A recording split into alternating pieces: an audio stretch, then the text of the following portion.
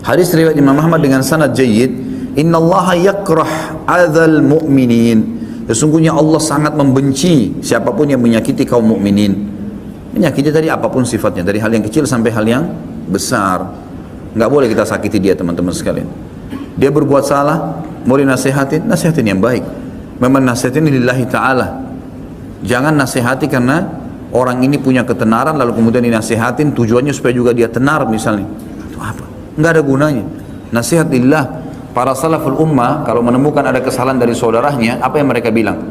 Kalau saya menemukan, kata sebagian ulama salaf ya, kalau saya menemukan ada seorang muslim di atas bukit berteriak dengan suara keras, dia mengatakan ana rabbukumul a'la. Tahu apa artinya? Saya Tuhan kalian yang paling tinggi. Seperti perkataannya Fir'aun.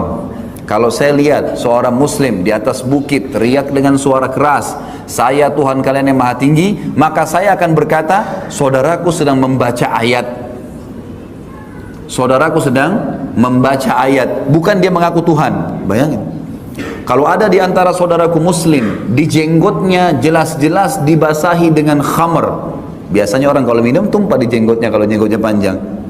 Maka saya akan mengatakan khamr itu tertumpah atau ditumpahkan orang lain padanya. Saya tidak akan mengatakan dia minum khamr. Sampai begitu mereka menjaga. Jelas-jelas depan mata. Kalau saya melihat seseorang sedang berada atau berdua di sebuah tunggangan, laki-laki dan perempuan, aku langsung mengatakan pada diriku, itu adalah istrinya. Selesai, ditutup semua pintu-pintu syaitan. Begitu mereka, teman-teman sekalian. Kita subhanallah selalu fudul, selalu mau cari tahu keadaan orang lain.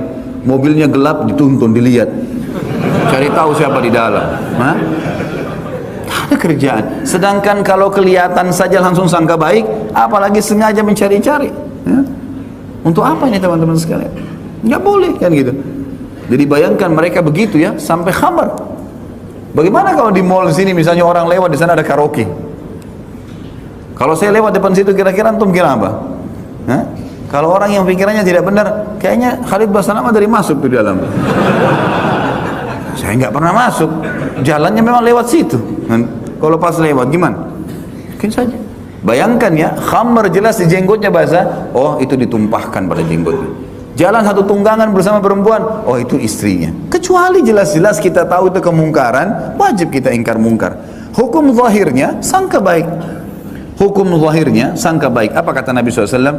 Janganlah seseorang di antara kalian menceritakan kekurangan atau kesalahan sahabat-sahabatku karena aku ingin keluar bertemu dengan mereka dalam kondisi dadaku lapang. Nggak ada masalah sama mereka. Nabi SAW larang tuh orang datang ngeluh-ngeluh, ngadu-ngadu, si fulan begini, si fulan begini, si fulan begini. Itu nggak ada dalam adab seorang muslim. Banyak orang begitu semua di majelis ilmu datang. Bagaimana ustadz ini, bagaimana si fulan, bagaimana si fulan. Itu apa? Apa manfaatnya? Jadi bahkan antum perbaikin diri sendiri daripada sibuk dengan keadaan orang lain. Kalau kemungkaran ingkari, kalau kebaikan dukung. Selesai, sederhana kok. Kau repot-repot ceritain ke orang lain. Kecuali kita sedang menghadapi masalah, kita butuh solusi, silahkan tanyakan, gitu kan? Da' ma yaribuka ila ma la yaribuk, kata Nabi SAW. Tinggalkan sesuatu yang tidak bermanfaat bagimu kepada sesuatu yang bermanfaat bagimu. Artinya ada pahalanya. Kalau nggak ada pahalanya untuk apa? Apalagi masuk ke ranahnya seorang muslim. Hati-hati. Hati-hati teman-teman sekalian.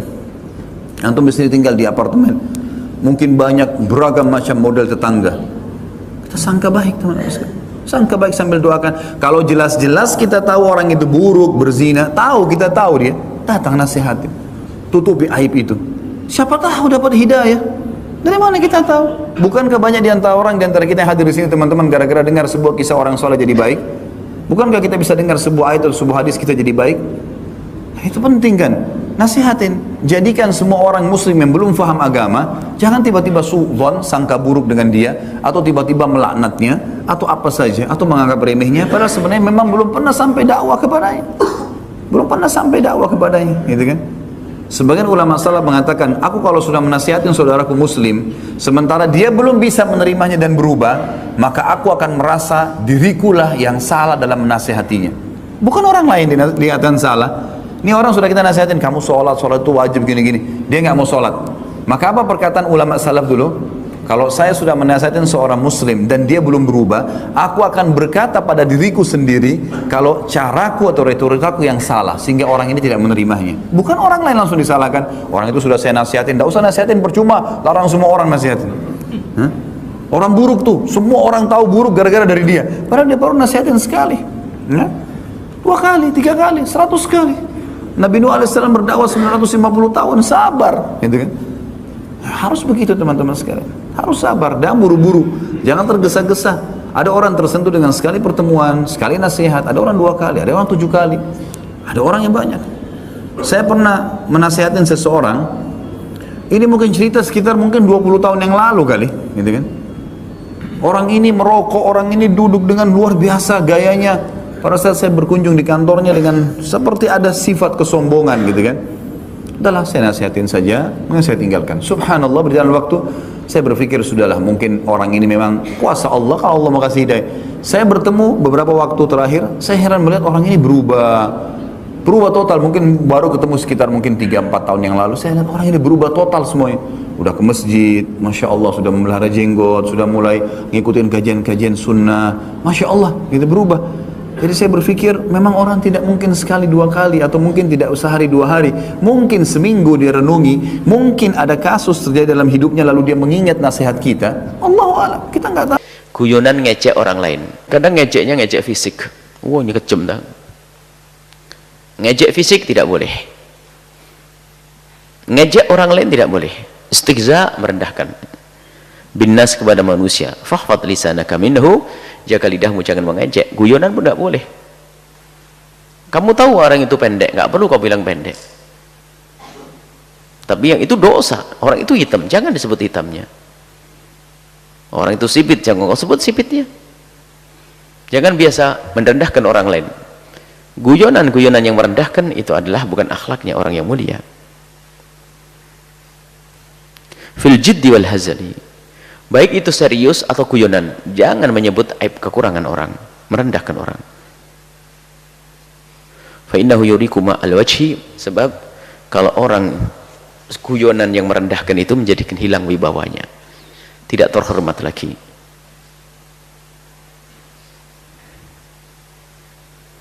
Wa yuskitul mahabata, menjadikan jatuhnya wibawa. Sudah nggak mulia lagi di hadapan manusia, apalagi di hadapan Allah. Orang yang kebiasaannya adalah guyonan yang merendahkan tadi, saling ecek-ecekan maksudnya, itu rendah. Wa istajirrul wahsyata, menjadikan tidak mesra, tidak indah, sehingga orang nggak mesra lagi. Karena apa? Wah, paling digojlokin nanti saya habis. Ada budaya gojlokan. Kalau nggak gojlok-gojlokan, jelek-jelekan, itu nggak enak. Harus olok-olok sampai habis. Itu menyakitkan. Semua sebab mencari kesalahan pasangannya, kesalahan orang lain, sehingga untuk diungkap, untuk dijadikan bahan tertawa. Kamu begini, kamu begitu. Wa yu'dhil qulub, menyakitkan hati. Wa huwa mabda'ul lajaj, inilah sebab permusuhan itu, dimulai daripada ecek-ecekan tadi. Wal ghadab, kebencian, marah. At-tasarum, pertikaian, permusuhan. Wa yukhrisul hiqda, dan akan menanamkan ngiri di dalam hati. Jadi orang kalau suka ngejek itu akan menjadi orang lain itu ngiri kepadanya. Fil qulub, di dalam hati. Falatu mazih ahadan, maka jangan sampai kau ngejek guyonan kepada orang lain. Jangan sekali-kali guyonan ngejek, tidak tahu ngejek apa saja. Apalagi kadang ngejek nasab, ngejek keluarga, ngejek fisik, macam-macam ngejek. Kalau ada orang mengejekmu seperti itu, wala tujibhu, jangan kau ladeni. Wa arid anhum hatta yahudu fi hadithin ghairih, jangan sekali-kali kau bergabung dengan orang tersebut. Kalau ada orang kerjaannya ngejek, maka jangan bergabung dengan dia. Sampai dia ngomong yang lainnya, baru kamu boleh bergabung. Itu bahayanya ngejek, nular loh ya. Pasti kamu ikut tertawa. Coba, kalau ada orang ngejek temannya, kamu tidak tahu, ini, hahaha, ketawa. Kamu ikut membantu dia di dalam mengejek, menyakitkan, tambah sakit, menjadikan sebab permusuhan di dalam hati. Wa kun minal ladzina idza marru bil lahwi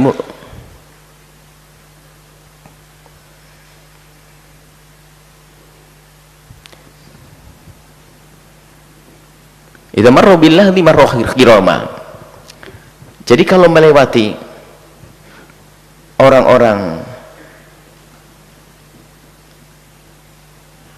Idza marrau bil lahwi marrau kirama. Jadi kalau ngelewati orang-orang yang nggak benar itu, kamu tidak akan berubah, kamu tetap mulia. Jadi jangan ikut-ikutan. Ada orang lahu kerjaannya ejek-ejekan dan ejek-ejekan. Bagaimana agar kau tetap mulia? Jangan kau jawab, jangan kau turuti dia. Jangan kau sambut dengan tawa sekalipun. Kalau kamu menyambutnya dengan tawa, artinya mengukuhkan, mendukung dia untuk melanjutkan ejekannya tersebut. Ini biasanya terjadi di mana anak-anakku semua? Di pondok gaya kojlokan. Tidak, jangan lakukan itu semuanya. Itu bukan akhlaknya Nabi SAW. Oh, di pondok kan sudah biasa. Kadang-kadang pernah suatu ketika ada sekelompok kami ingatkan, katanya oh di pondok sudah biasa. Bahkan dalam diskusi ilmiah ini, sebuah bahsul masail, kami mencoba mengingatkan, jawabannya sangat sederhana. Wah, sudah biasa begini ini. Kami itu anak pondok sudah biasa. Kebiasaan jelek akan diteruskan? Coba ingatkan, tidak mungkin. Bahkan mengatakan kamu tua, nggak bisa baca takbir kau ini. Pernah kami melihat dan sakit kita dengarnya. Biarpun bukan saya yang diejek, tapi saya melihat akhlak sudah tidak ada di saat seperti itu. Sementara dalam diskusi perlu ditingkatkan tingkat penghormatan kepada pasangan atau orang lawannya, sehingga siap mendengar kebenaran dari orang lain. Itu istimewa. Tapi ingat, karena kebiasaan yang jelek menjadi budaya di sebuah tempat, sehingga dianggap biasa saja. Na'udzubillah. Hati-hati ya, jangan sekali-kali kalian kebawa kepada cara-cara seperti itu. Tolong di pondok ini jangan sampai ada orang biasa koclok-koclokan, ecek-ecekan, dan tolong waspadai, segera tutup mulutnya orang tersebut, kucilkan dia, karena dia akan merusak yang lainnya. Ahli majami'u afatil lisan, ini adalah kumpulan daripada penyakit-penyakit apa kerusakan-kerusakan lisan.